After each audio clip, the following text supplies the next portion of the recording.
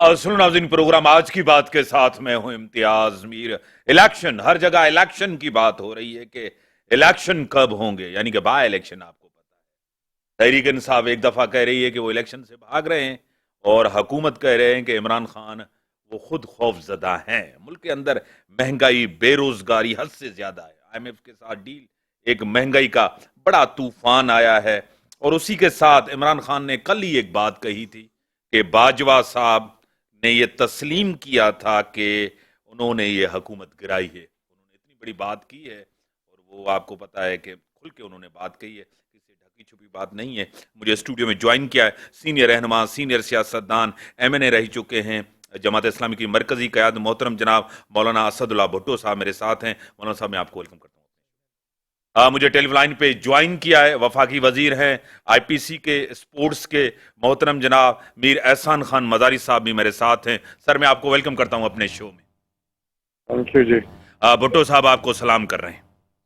वालेकुम सलाम। मेरा भुट्टो भी सलाम साहब, कीजिएगा। एक मसाइल बहुत हैं, आपको पता है कि इमरान खान सिर्फ एक ही पॉइंट पे खड़े हैं कि जनरल इलेक्शन इस पूरे मसाइल का हल है। क्या आप भी यही समझते हैं? यार, हमारे इलेक्शंस जो हैं वो हमारा नुक्ते नज़र ये है कि ये पार्ट्स में नहीं होनी चाहिए, क्योंकि अभी अगर असेंबली इलेक्शन होते हैं तो ये भी चंद महीने के लिए, और जमात और कौम का इतना बड़ा पैसा, इतने बड़े अखराजात वो सिर्फ इसलिए 2-4 महीने के लिए करना, मेरे ख्याल में इस वक्त की हमारी जो मुल्क की सूरत हाल है उसमें बड़ा मुश्किल है। इसी तरह से 2 सूबाई असम्बलियाँ तोड़ दी गई हैं, और उनका अगर इलेक्शन होता है और बाद में दूसरे इलेक्शन होते हैं तो खर्च उसमें भी दुगना हो जाएगा, जबकि हमारी इस वक्त माशी पॉलिसी बहुत ख़राब है। इसलिए मैं समझता हूँ कि इस बात की ज़रूरत है कि मिल बैठें और कोई हुकूमत की तरफ से कोई ऑल पार्टीज कॉन्फ्रेंस हो या कोई डायलॉग का रास्ता खोला जाए, ताकि सब मिल के इस मसले का हल करें कि इस मसले को किस तरह से हल किया जाए। क्योंकि दस्तूर के तकाजे अपनी जगह पर हैं, 90 दिन के एक मैंडेटरी है और वो भी जो है ज़रूरी है। दूसरे तरफ जो है फिर मुल्की हालात के जो हम देख रहे हैं तो वो भी बड़े ख़राब हैं। तो इन सारी चीज़ों पे एक यकसुई की ज़रूरत है। तो इसलिए मैं समझता हूँ कि हर सियासतदान अपनी अपनी बात तो कर रहा है, हर पार्टी जो है अपनी अपनी बात कर रही है, लेकिन हमें मिल के कौमी मौक़िफ़ बनाना चाहिए, और कौमी मौक़िफ़ के लिए हमें आगे बढ़ कर के हुकूमत को ही इसकी बात की मेज़बानी करनी चाहिए, इस डायलाग को ओपन करना चाहिए, और बाकी जमातों को उस डायलाग में हिस्सा लेना चाहिए, ताकि मुल्क के अंदर एक कौमी कंसेंसस पैदा हो और मुल्क के जो हालात हैं उसके मुताबिक। बहरहाल इलेक्शन के अलावा कोई रास्ता भी नहीं है, क्योंकि हमारे मुल्क में इलेक्शन जो है वो होते रहे हैं, पहले भी अब भी होंगे। तो इसलिए लेकिन इस इलेक्शन को बामकसद बनाना, कम खर्च में करवाना, उसके लिए हमें ज़रूरत है कि इस बात के लिए हम सब लोग मिल के बैठें। मिनिस्टर साहब, आपकी तरफ आऊंगा। जिस तरह भुट्टो साहब ने कहा है कि हुकूमत शुरुआत करे, सब मिलके एक फैसला करें, कोई एक सूबे 2 सूबों में इलेक्शन नहीं होना चाहिए, लेकिन आइन कहता है 90 दिन के इलेक्शन हो, इससे फायदा नहीं होगा। मिलके इमरान खान, आपको पता है, बैठने के लिए तैयार नहीं है। APC होनी थी, आपको पता है, वो APC मुलतवी हुई, उसमें भी इमरान खान ने मना कर दिया था कि मैं नहीं आऊंगा। क्या कहेंगे मिनिस्टर साहब? थैंक यू मीर साहब, सबसे पहले आपने मुझे इनवाइट किया अपने शो के अंदर। बिल्कुल, इलेक्शन जी जब भी होंगे अपने टाइम पे ही होंगे, और फिलहाल तो जो गवर्नमेंट का फोकस है वो इस पे है कि जो खामियाजा पाकिस्तान जब हम भुगत रही है 3.5-4 साल की पॉलिसी थी इमरान खान की इकनॉमिक, उन्होंने मैशियत का बेड़ा गर्क कर दिया। तो हमारा फिलहाल गवर्नमेंट का फोकस इसी में है कि इकॉनमी को बेहतर किया जाए, इकॉनमी को रिवाइव किया जाए, ताकि लोगों को कुछ महंगाई से रिलीफ मिले जी। सही। सर, दूसरी बात ये चीजें हैं कि मसाइल बहुत हैं, आपके ऊपर भी एक बड़ी तनकीद हो रही है। महंगाई, बेरोजगारी, जो आपने भी वादे दावे किए थे वो भी अपनी जगह हैं। पिछली 4 साल गवर्नमेंट है आपकी, 8 महीने की गवर्नमेंट है। हाँ जी जी बिल्कुल। मेरे साथ जैसे आपको पता है कि मैंने पहले अर्ज किया कि वो IMF से डील हुई थी, वो इमरान खान की गवर्नमेंट कर गई थी, हमने तो नहीं की थी, हमारी गवर्नमेंट बाद में आई है, लेकिन अभी हम उनको डील निगोशिएट कर रहे हैं उनसे, ताकि अगर IMF की जो है जिस तरह डील कर गए थे उसी की वजह से अभी तक ये सारा उसका ब्लैक कैच उसका आ रहा है, सारा महंगाई इतनी हो रही है। और मैं सब बिल्कुल समझ सकता हूँ कि کہ عوام کے اوپر مہنگائی کا بوجھ جو عوام برداشت نہیں کر پا رہی، اس لیے میں نے آپ کو عرض کی کہ گورنمنٹ کا فوکس یہی ہے کہ اکانومی کو ٹریک پہ لایا جائے اور مہنگائی کو کنٹرول میں لایا جائے تاکہ غریب عوام دو وقت کی سکون سے روٹی کھا سکے۔ سر یہ جتنے بھی مسائل ہیں، اگر آپ بھی اب الیکشن میں بھی کم ٹائم پڑا ہے، اگر عوام کے پاس آپ جائیں گے، اس کی تو آپ سیاسی قیمت تو آپ کو بھی ادا کرنی پڑے گی۔ جی بالکل آپ کی بات صحیح ہے۔ جب ہمارے سینئر لیڈرشپ تھی، جب کٹھے بیٹھے تھے، انہوں نے کہا جی ہم پاکستان کے لیے اپنی پالیٹکس کو بند کرنے کو تیار ہیں۔ آپ کی بات بالکل بجائے کہ ہم بھی جب جائیں گے الیکشن میں ہمیں بھی دشواری ہوگی، صحیح، بیکاز آف یہ مہنگائی ہو رہا ہے۔ اس لیے ہمارا وہی ڈے ون سے یہی ایجنڈا ہے کہ اکانومی کو بہتر کیا جائے تاکہ جب ہم الیکشن میں جائیں یا لوگوں کے پاس جائیں تو کچھ ان کو ریلیف ہم دے چکے ہیں۔ صحیح۔ مولانا صاحب، منسٹر صاحب ٹیلی لائن پہ ہی ہیں، وہ کہہ رہے ہیں کہ عمران خان بضد ہے، عمران خان بیٹھنے کے لیے تیار نہیں ہے، وہ آئیں بیٹھیں، گورنمنٹ تو بات کرنے کے لیے تیار ہے قومی ایشوز کے اوپر۔ عمران خان صاحب کو بھی یہ سوچنا چاہیے کہ ملک ہم سب کا ہے، اور ملک جو ہے اس کی پالیسی سب کے مل کے بنانی ہوتی ہے، سب کو ساتھ لے کے چلنا ہوتا ہے۔ اگر اس طرح سے ہر پارٹی الگ الگ اپنا ضد کرے گی تو اس سے جو ہے قومی کنسنسس نہیں ہوگا۔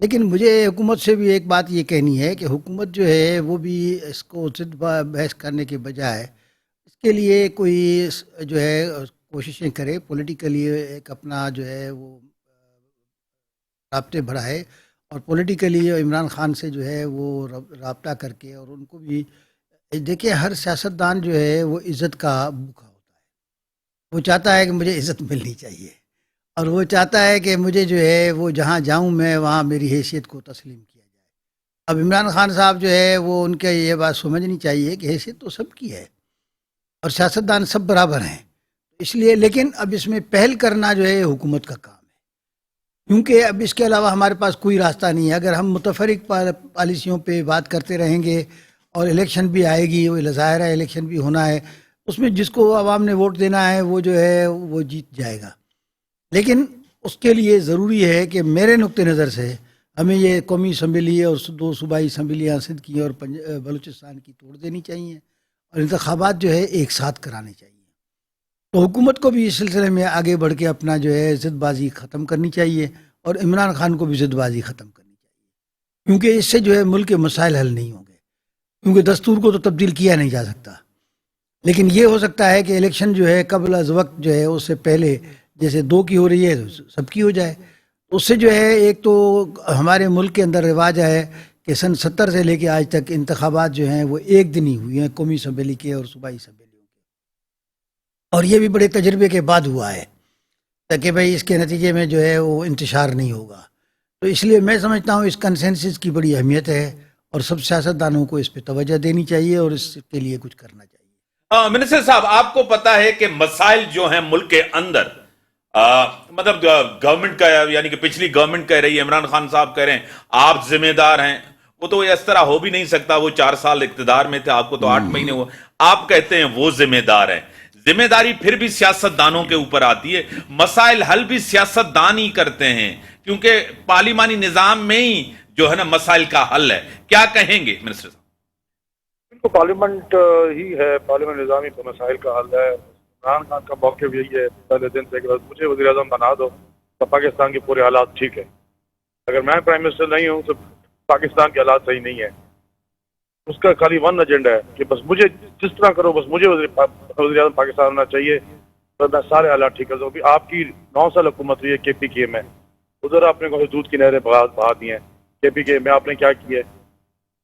آپ کی 9 سال ادھر کو حکومت رہی ہے کے پی کے میں عمران خان کی، ادھر نے ادھر کیا کیا لوگوں نے؟ ہم تو گورنمنٹ کا سٹانس یہی ہے کہ آئیں مل کے بیٹھے کریں۔ ابھی جیسے آپ کو پتہ ہے یہ جو خوفناک واقعہ ہوتا ہے دہشت گردی کا پشاور میں، صحیح، پرائم منسٹر صاحب نے ایپیکس کمیٹی کی میٹنگ میں سب کو آن بورڈ لیا، ان کو بھی دعوت دی آپ آئیں، ادھر بھی نے بائیک آؤٹ کر دیا۔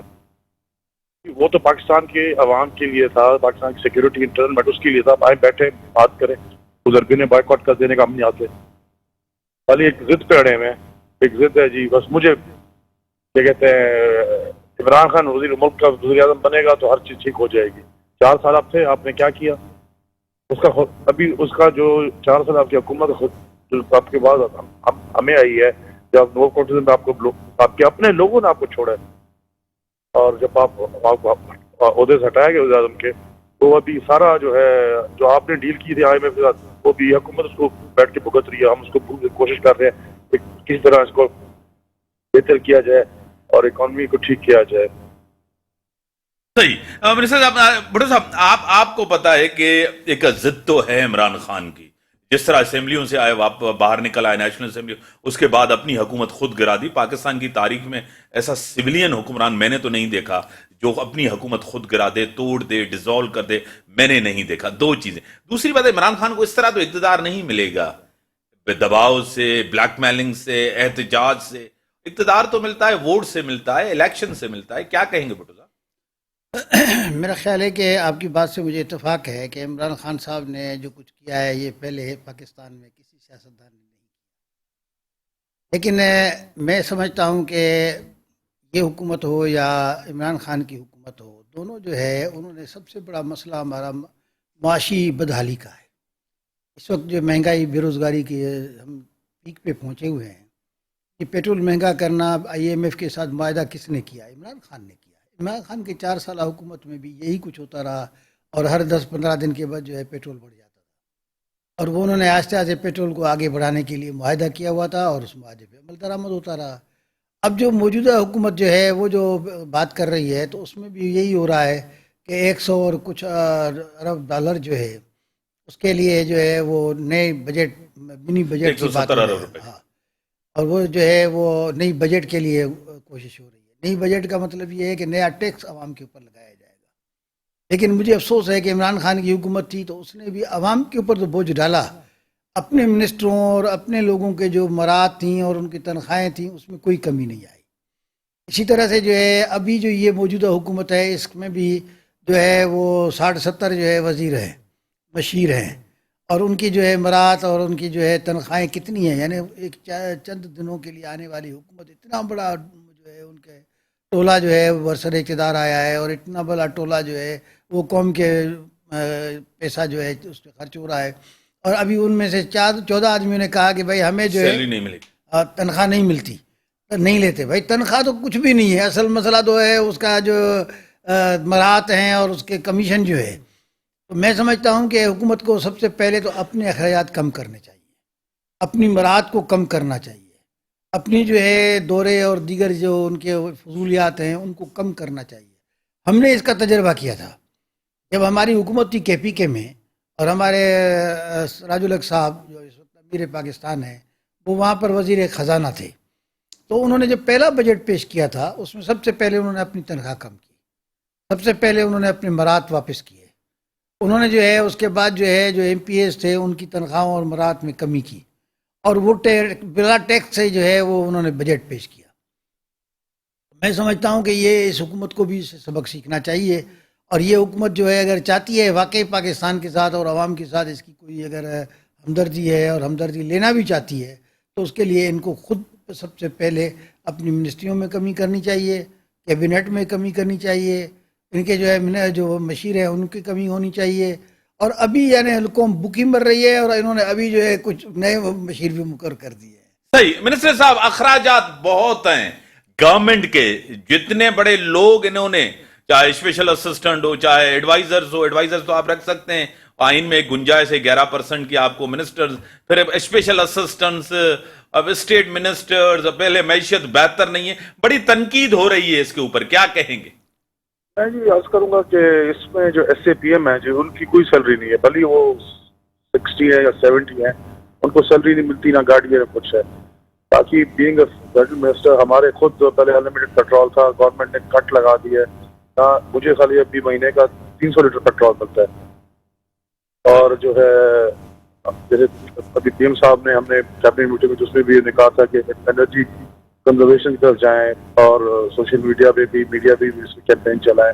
जो हमारे इम्पोर्ट बिल ऑयल का बहुत ज़्यादा है, तो हम इस पे कोशिश करें कि अपना इस पे कंट्रोल करें, ताकि हमारे मतलब इम्पोर्ट जो ऑयल का जो हम इम्पोर्ट करते हैं रियलिस्टिकली हम उसमें स्लैश लें, कटौती करें।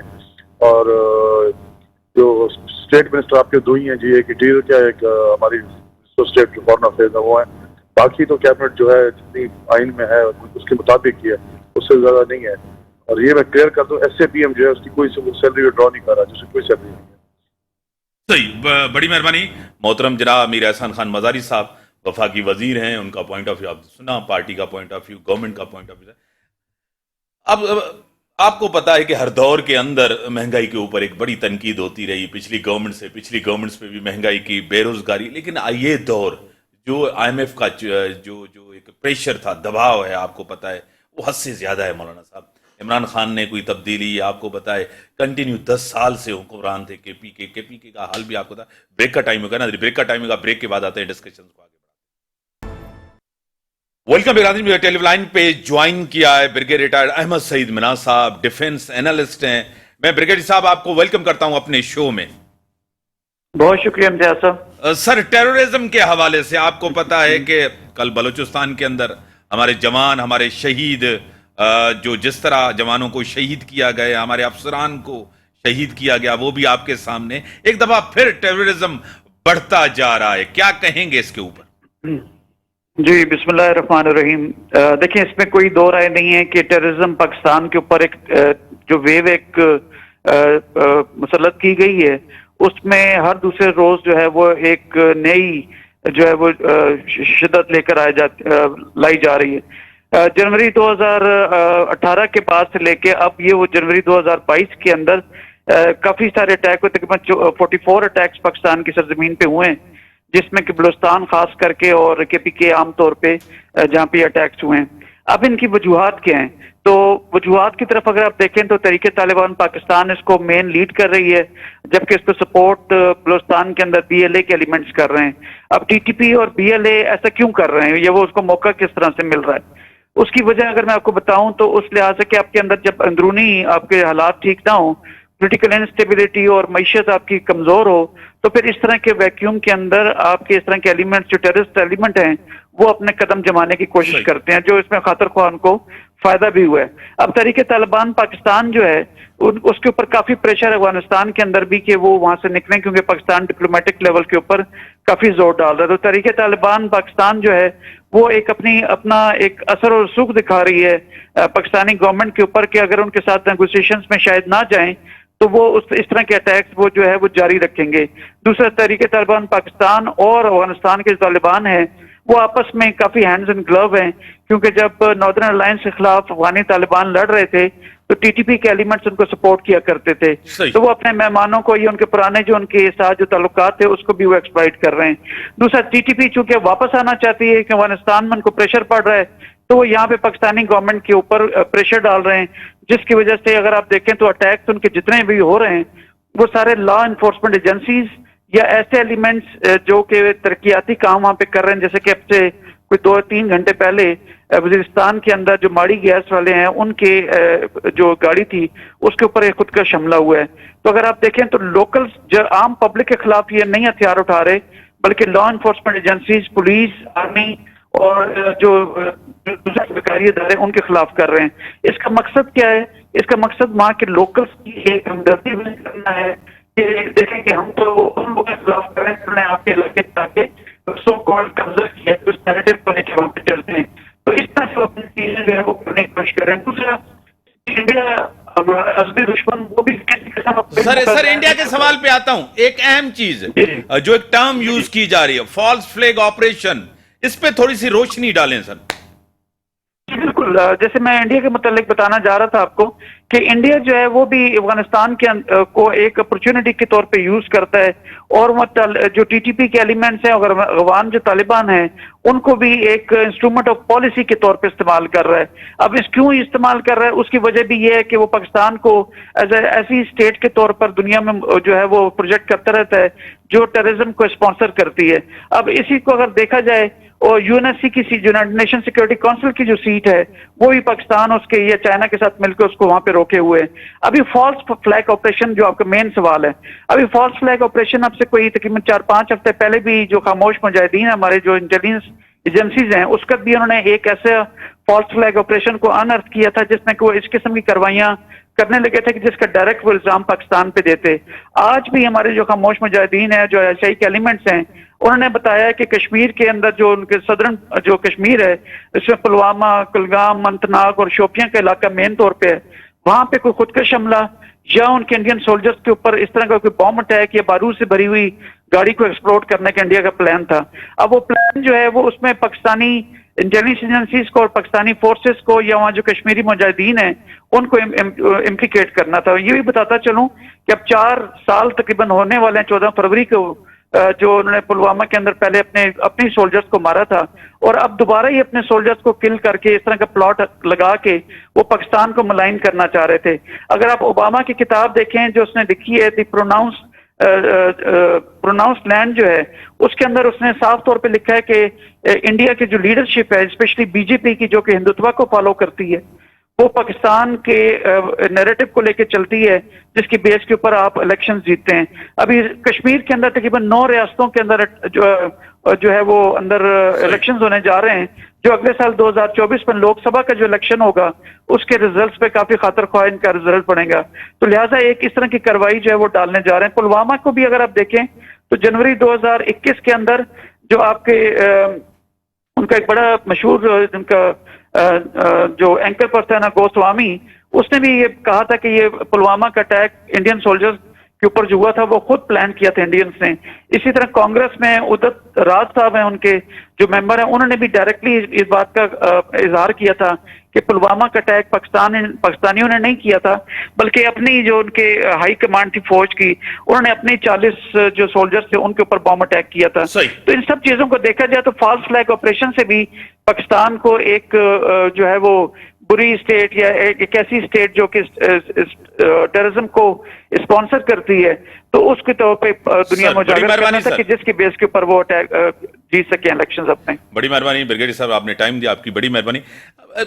مولانا صاحب, ٹیررزم ایک دفعہ پھر کے پی کے بلوچستان اچانک ہمارے دشمن ازلی جس طرح انڈیا اس کو سپورٹ کر رہا ہے, کیا کہیں گے؟ بسم اللہ الرحمن الرحیم. بات یہ ہے کہ اس وقت جو ٹیررزم کی نئی یہ لہر شروع ہوئی ہے, یہ میرا نقطہ نظر یہ ہے کہ یہ اس لیے بند ہوئی تھی کہ اس وقت امریکہ کو افغانستان سے نکلنا تھا, اور امریکہ کے نکلنے کے ساتھ ساتھ اس کا سامان بھی تھا, اس کی دوسری ضروریات بھی تھیں, وہ اس کے لیے اس کو امن کی ضرورت تھی. لہذا انہوں نے جو ہے یہ اس کو کسی طرح سے مینیج کیا تھا, اور بھارت بھی اسی لیے چپ تھا تاکہ امریکہ کے لوگ نکل جائیں, اور بھارت اور امریکہ کی یاری بھی مشہور ہے.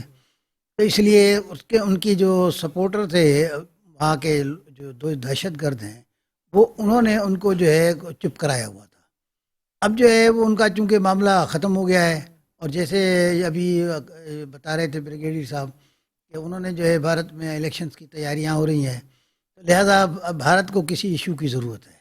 اور اسی طرح سے امریکہ کا الیکشن بھی صدر کا ہونا والا ہے, اور وہ بھی یہ جو ہے ضروری ہے کہ وہاں پر جو ہے وہ فوجی کہیں نہ کہیں مداخلت ہو, کہیں نہ کہیں جو ہے فوجی.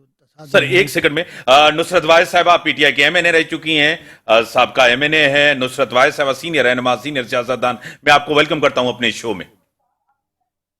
شکریہ جی.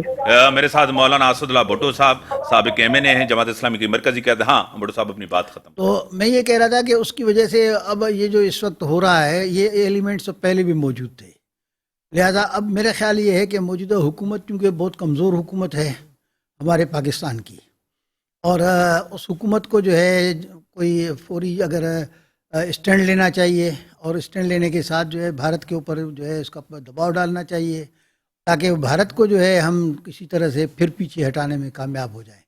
اور اسی طرح سے جو ہے ہمارے تعلقات جو ہیں وہ مغرب سے اور خاص طور پہ امریکہ کے ساتھ جو ہیں ان پہ بھی ہمیں سیاسی جو ہے وہ سفارتی انداز میں بات کرنی چاہیے, کیونکہ یہ جب تک وہ نہیں ہوگا یہاں کچھ نہیں ہوگا. باقی جہاں تک یہ جو ہمارے بلوچستان کے آزادی پسند تنظیمیں ہیں یا جو بھی ہیں, وہ تو ہمیشہ یہ سوچتی رہتی ہیں, لیکن ان کے لیے راستے بنتے جب ہیں جب کہ ان کو کسی کی طرف سے آشیرواد حاصل ہوتی ہے. تو لہذا میرا خیال ہے کہ حکومت بھی, اپوزیشن بھی اور فوج بھی اور جو ہے انٹیلیجنس کے ادارے یا قانون نافذ کرنے والے ادارے مل کر کے اس کو جو ہے فیس کرنے کی ضرورت ہے. یہ ہم سب کو لوگوں کی قومی ضرورت ہے.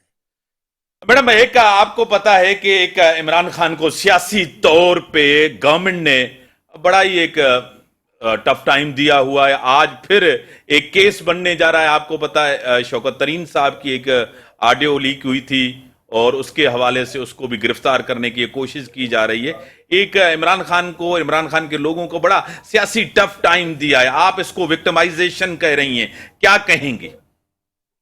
बिस्मिल्लाहिर्रहमानिर्रहीम, बहुत शुक्रिया इम्तियाज साहब अपने प्रोग्राम में मुझे लेने का। देखें, इसको विक्टिमाइजेशन ना कहें तो क्या कहें, मुझे बताइए कि आप दुनिया जहान की करप्शन करें, सारा पैसा पाकिस्तान से लूट के बाहर ले जाएं, अपनी जायदादें बनाएं, अपनी फैक्ट्रियां बनाएं। दुनिया के किसी कोने में ऐसी जगह नहीं होगी जहाँ पे इनकी जायदादें हैं, इनके रुपए नहीं होंगे, पैसे नहीं होंगे। लेकिन एक आदमी जो पूरी ईमानदारी से काम करता रहा हो, 3 साल ही तो मिले थे उसे, कौन सा भी बहुत 30 सालों से या 50 सालों से इनकी तरह वो हुकूमत करता रहा है। पहली दफा हुकूमत में आया, अपनी तरफ से पूरी ईमानदारी से उसने हर वो काम करने की कोशिश की जिससे मुल्क की बेहतरी हो, लेकिन उसके बावजूद जाहिर है उसको टॉपर डाउन कर दिया गया, क्योंकि वो जो साजिशी टोला था वो उनकी बात नहीं मान रहे थे, वो एनआरओ नहीं देना चाह रहे थे। और फिर जो हमारे साहब थे यहाँ पे, बड़े साहब, उन्होंने जो भी कॉन्स्पिरेसी करवाई या की या वटेवर जो भी हुआ, उसके नतीजे में हमारी हुकूमत चली गई। अब इनको जो सबसे बड़ा खतरा है वो ये है कि जब गवर्नमेंट थी तो ये इनका मौक़िफ़ ये था कि पॉपुलैरिटी ख़त्म हो गई उस आदमी की, और महंगाई की वजह से लोग बहुत परेशान हैं, जिसका आपने देखा कि कितने लॉन्ग मार्चेस हुए और क्या क्या कुछ नहीं हुआ कि जी महंगाई बहुत हो गई। लेकिन असल में तो इनको आना था अपने आप को एनआरओ देने के लिए और किस किस तरह, लेकिन जब हुकूमत गई और लोगों ने देखा कि पॉपुलैरिटी कम होने के बजाय मेरे ख्याल में 4th हो गई वो, और सबने देखा कि कितने ज़्यादा लोग और कितने बड़े बड़े जलसे और जुलूस और जो भी रैलीज थी, हर चीज़ ने पिछली तमाम चीज़ों का रिकॉर्ड तोड़ा। लेकिन यहाँ पे जो बहुत इंपॉर्टेंट चीज़ थी वो ये थी कि खान साहब कभी नहीं चाहते थे कि कोई तखरीबकारी हो, कोई इस तरह की चीज़ हो जिससे उनकी आवाम को नुकसान पहुँचे, क्योंकि बकौल उनके, मतलब असल में भी सही बात है यही कि आर्मी भी उन्हीं की है, पुलिस भी उन्हीं की है और आवाम भी उन्हीं की, यानी सब पाकिस्तानी है, किसी को वो हार्म करना नहीं चाहते थे। अब इनके पास कोई और ऑप्शन रह नहीं गई। करप्शन के इन्होंने कौन से तरीके नहीं निकाले कि इसमें करप्शन की, उसमें करप्शन की, लेकिन कोई भी केस जो है वो आगे नहीं चल सका। अब ऑडियो लीक, वीडियो लीक आपको पता ही है जिस तरह पहले निकाली गई थी खान साहब के बारे में। एक अकलौती खातून यहाँ पे ऐसी है जो इस धंधे में लगी हुई है, उसके अलावा उसका कोई और काम नहीं है, या तो जलसों में खड़े होकर खान साहब को बदनाम करने की कोशिश करती है, इस तरह की ऑडियो वीडियोस निकाल रही होती है। अब उसने, जो इमरान रियाज खान है, उसने हम लोगों को सारे बता दिया था, उसकी वीडियोस भी हैं इस तरह की कि किस तरह आप उस आवाज़ को बना सकते हैं कि बिल्कुल लगेगा कि वही आदमी बोल रहा है।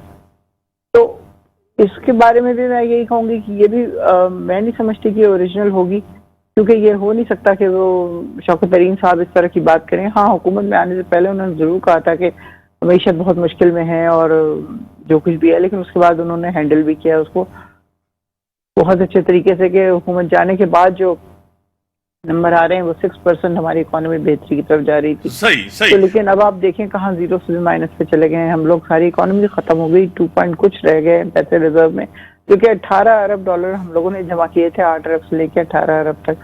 तो जाहिर है इनके बैरूनी दौरे ख़त्म नहीं होते, इनकी लग्जरीज ख़त्म नहीं होती हैं। आप वज़ीर आज़म की काबीना देख लें, इतनी बड़ी काबीना, अमेरिका तो बेचारा बहुत ही छोटी सी काबीना के साथ है, इंडिया जैसे बहुत, लेकिन इनको तो हर एक को अपने साथ रखना है ताकि इनकी हिमायत में सब लोग रहें और कोई इनके मुखालिफ ना खड़ा हो सके। तो खर्चे तो इतने बढ़ा रहे हैं कि कोई लिमिट नहीं है। बिलावल भुट्टो के दौरे देखें आप, एक दिन मुल्क में नहीं रहते, इधर आते हैं और शायद अगला बक्सा तैयार होता है उनका और पकड़ते हैं और चले जाते हैं। तो लेकिन हो क्या रहा है, पाकिस्तान को मिल क्या रहा है? IMF को भी आपने देखा कि जो भी बातचीत थी वो पूरी तरह कामयाब नहीं हो सकी। अब शायद किसी अगली उसमें सेटिंग में बेहतर हो जाए, लेकिन पाकिस्तान बहुत बहुत बहुत ज्यादा नाजुक हालात में लोगों ने ले आए हैं उसको। जो ऊपर की तरफ जा रहा था वो सारा कुछ तबाह बर्बाद होकर रह गया। मुझे नहीं समझ आती कि ये लोग क्या करेंगे क्या नहीं करेंगे। जहाँ तक ऑडियो वीडियोस की बात है इसके ऊपर तो बात मैं एक सवाल और पे आ जाऊं। आज मरियम नवाज ने कहा है इमरान खान के सिलेक्टर्स घर चले गए हैं, अब हिमायत खत्म हो चुकी है। दूसरी तरफ कल इमरान खान ने कहा कि मेरी हुकूमत बाजवा साहब ने गिराई और उसने तस्लीम किया है ایک طرف آپ سازش کی بات کرتے ہیں، امریکن کی بات کرتے ہیں، پھر یہاں آ کے ایک بندے کے اوپر وہ کہتے ہیں کہ انہوں نے تسلیم کیا ہے، انہوں نے ہماری حکومت گرائی ہے. کیا کہیں گے؟ دیکھیں سائفر کی بھی اس میں کوئی فیک چیز نہیں تھی. سائفر کی کاپیز ہر ایک کے پاس موجود ہیں، ہر ایک کو بھیجی گئی تھی. آرمی چیف ہوں یا چیف جسٹس ہوں یا جو ہماری دوسری بڑے عہدوں پہ لوگ ہیں ان کے پاس، سینٹ کے چیئرمین کے پاس، ہر ایک کے پاس وہ موجود ہے سائفر کی کاپیز. سائفر کی کاپیز ہی ہوتی ہیں ظاہر، اوریجنل تو وہ ایک جو ایمبیسڈر ہے وہ لکھ کے بھیجتا ہے کہ یہ بات چیت ہوئی ہے، وہ اس کے بعد اس کو پھر آگے پیچھے کیا جاتا ہے. تو اس میں یہی نظر آ رہا تھا کہ آپ لوگ اس کو ہٹائیں ورنہ آپ لوگوں کو سزا دی جائے گی. اگر آپ لوگ اس کو ہٹانے میں کامیاب نہیں ہوئے تو اگر ہٹانے میں کامیاب ہو گئے تو آپ کو انعام ملے گا، اگر ہٹانے میں کامیاب نہیں ہوئے تو سزا ملے گی.